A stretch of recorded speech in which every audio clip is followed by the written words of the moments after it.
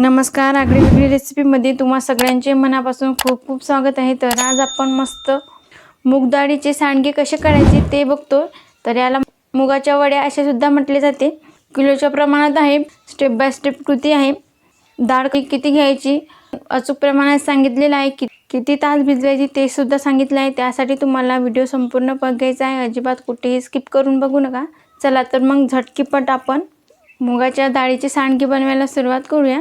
पण त्या अगोदर जर तुम्ही चॅनलवर नवीन असाल तर पटकन सबस्क्राइब करा आणि त्याचबरोबर बेल आयकॉन हिट करून ऑल सिलेक्ट करा। चला तर मग मस्त आपण सांडगे बनवायला सुरुवात करूया। एकदा बनवले की वर्षभर याला आपण साठवून ठेवू शकतो, अजिबात खराब होत नाही। लगेच रेसिपीकडे वळूया। इथं मी 1 किलो मूग डाळ घेऊन त्याला 5 तास पाण्यामध्ये भिजत ठेवली होती। तुम्ही बघू शकता, ही सालासकटची मी घेतली आहे। तुमच्याकडे जर बिना सालाची असेल ती सुद्धा घेतली तरी काही हरकत नाही। याला मी 5 तास व्यवस्थित असं भिजवून घेतलं। तुम्ही शक्य असेल तर रात्रभर सुद्धा भिजत घालू शकता। मूग डाळ भिजवताना सर्वप्रथम मी त्याला निवडून घेतलं, नंतर 2-3 वेळा पाण्याने स्वच्छ धुवून घेतलं। असं भिजत ठेवलं आहे। पाण्याचं प्रमाण जास्त झालं तरी चालेल, पण हे कमी असायला नको। बघा, इथं मी भरपूर असं पाणी घालून हे मूग डाळ व्यवस्थित अशी भिजायला ठेवली होती आणि तुम्ही बघू शकता, बघा संपूर्ण पाणी शोषून घेतलं। मूग डाळ जेवढी असेल त्याच्या अर्ध्या प्रमाणात पाणी घालायचं आहे।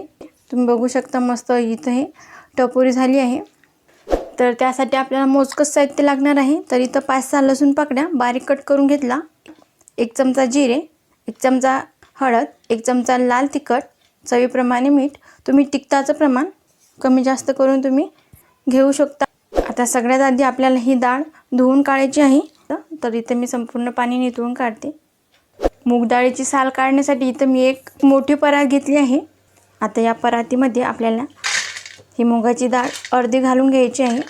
आता यामध्ये आपल्याला पाणी घालायचं, बघा असं भरपूर साऱ्या प्रमाणात पाणी घालायचं आणि व्यवस्थित ही चोळून घ्यायची, जेणेकरून यातील सगळी अशी साल यामधली निघाली पाहिजे। बघा या पद्धतीने, बघा अशी ही स्वच्छ धुवून घ्यायची। इथं पाणी काढण्यासाठी इथं मी एक भांडं घेतलं आहे।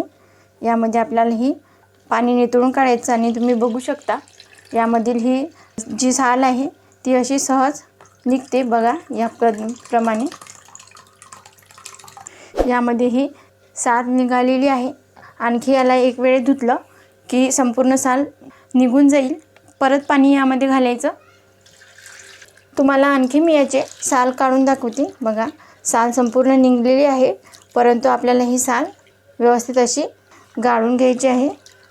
त्या भांड्यामध्ये आपल्याला ही यावरची साल अशी काढून घ्यायची आहे।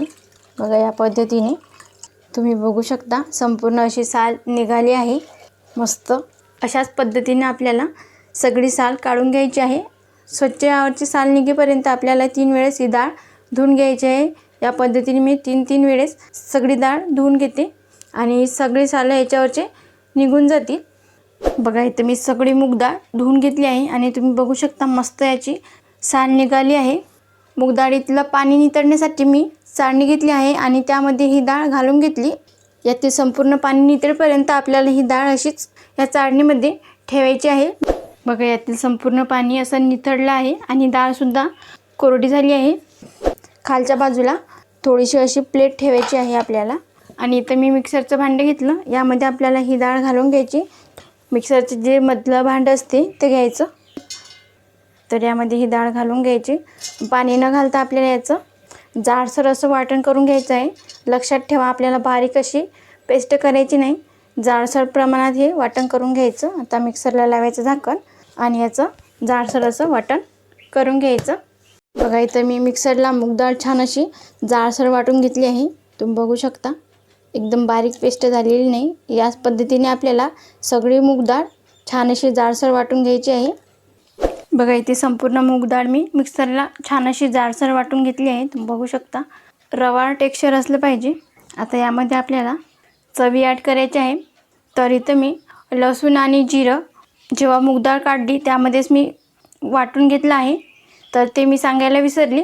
तुम्ही मूग डाळ जेव्हा वाटायला घेसाल त्यामध्येच लसूण आणि जिरं सुद्धा घालून घ्यायचं। तर यामध्ये आपल्याला लाल तिखट घालायचं, हळद, चवीप्रमाणे मीठ. बघा असं हाताने व्यवस्थित छान मिक्स करून घ्यायचं हे मिश्रण या पद्धतीने. बघा इथे सगळे मिश्रण मी एकजीव करून घेतलं. तर बघा इथं मी एक अशी प्लेट घेतली आणि याला असे तेल लावून घेतलं. तर थोड्या थोड्या प्रमाणात असा मिश्रणाचा गोळा घ्यायचा आणि अगदी असे थोडे थोडे आपल्याला सांडगे करून घ्यायचे आहे. बघा या पद्धतीने असे तुम्ही बघू शकता, या पद्धतीने असे सांडगे करून घ्यायचे आहे. बघा इथे मी प्लेटमध्ये सांडगे करून घेतले आहे. छान असे छोटे छोटे आकाराचे सांडगे आपल्याला असे एक एक करून सोडायचे आहेत. बघा या पद्धतीने असे तुम्हाला दाखवण्यासाठी इथे मी प्लेटचा वापर केला आहे, परंतु मी पॉलिथिनवर हे सगळे सांडगे करून घेणार आहे. या पद्धतीने सगळे सांडगे करून घेते आणि उन्हामध्ये 3 दिवस कडकडीत असे सुकून घेणार आहे. बघा 3 दिवस सांडगे मी उन्हामध्ये असे कडकडीत वाळवून घेतले आहे. तुम्ही बघू शकता, मस्त आवाजावरूनच तुम्हाला कळलं असेल. मस्त असे कडक झाले आहे. सांडगे बनवून तयार आहे. तर याची झटपट बनवून आपण सुकी भाजी किंवा रसाभाजी करून सुद्धा खाऊ शकतो. उन्हाळा सुरू आहे तर झटपट असे सांडगे तुम्ही बनवू शकता.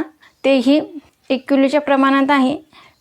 एकदा बनवले की वर्षभर याला तुम्ही शकता हवाबंद डब्यामध्ये छान हे साठवून ठेवू शकता. तुम्ही जसेच्या तसे राहतात, खराब अजिबात होत नाही. तर तुम्ही सुद्धा हे सांडगे नक्की एकदा बनवून बघा. याला सांडगे किंवा मुगाच्या वड्या असं सुद्धा म्हटले जातात. जर तुम्हाला आजची ही रेसिपी आवडली असेल तर लाईक करा, जास्तीत जास्त तुमच्या फ्रेंड फॅमिलीसोबत शेअर करा. तसेच वेगवेगळ्या रेसिपीला सबस्क्राईब करायला विसरू नका आणि त्याचबरोबर बेल आयकॉन हिट करून ऑल सिलेक्ट करा. आणि रेसिपी कशी झाली ते कमेंटमध्ये सांगायला अजिबात विसरू नका. तुम्ही आज वेळात वेळ काढून ही संपूर्ण रेसिपी बघितल्याबद्दल तुम्हा सगळ्यांचे मनापासून खूप खूप धन्यवाद. अशीच छान छान रेसिपी तुम्हीसुद्धा बनवून खात जा. भेटूया नेक्स्ट व्हिडिओमध्ये.